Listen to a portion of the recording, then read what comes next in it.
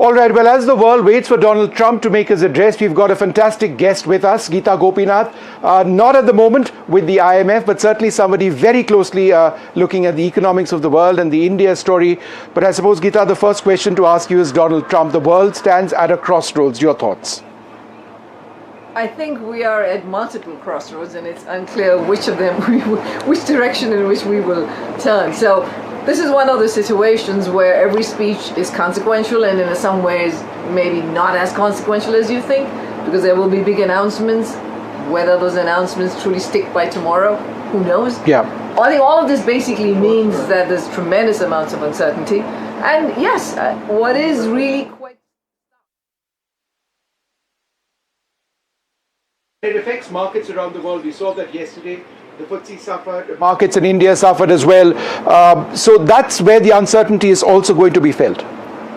You know, the one place that has not had a crisis in the last many years, despite pandemic, war in Europe, the Fed raising interest rates, was the markets. I mean, you had ups and downs, but the governments always came in to save the day. Central banks always came in to save the day. So that's the shoe that could drop, which is that we may be in a situation, given how stretched valuations are, all kinds of risky assets, look very stretched at this moment globally, that we could end up with triggering a correction of meaningful consequence. That's not just a up and down situation, but that keeps going down for a while. What does the potential end of NATO mean? It's huge. I mean, that would be the end of global security as we know it. The whole NATO alliance was critical to the post-Second World War order.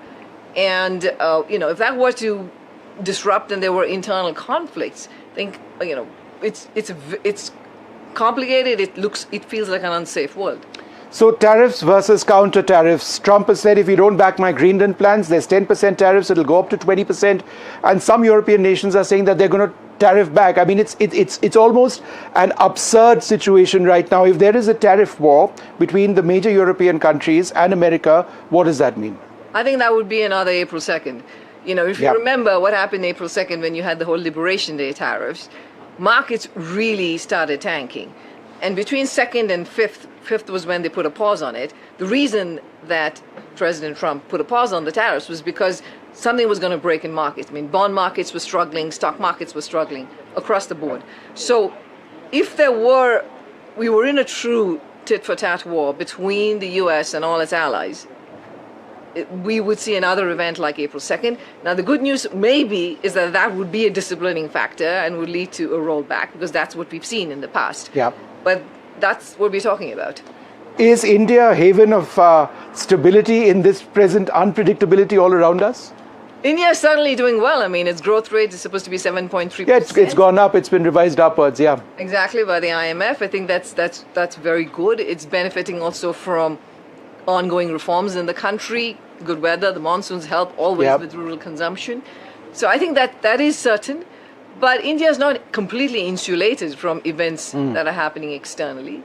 The tariffs that are now one of the highest being put on India right now, India's been able to divert a bunch of goods to other countries. That's not going to be, you cannot keep doing that for a very long time. So hopefully there will be a trade deal with the US too. Yeah. But to the extent that India has a very large domestic market, that helps insulate it to some extent. What about the big trade deal that we're getting with Europe quite soon? How is that significant for the Indian economy and the way forward, particularly since with America it's not yet happened? I think it's very meaningful on multiple levels, right? One is that what you see is many countries kind of following up and saying, okay, let's get the deal done after having worked on it for years and years and years, nothing having happened. So the European Union went and closed their trade deal with South America, Mercosur, which has been in the making for multiple years, and despite the fact that several of its members are still pushing back, it said, no, we have to get it done.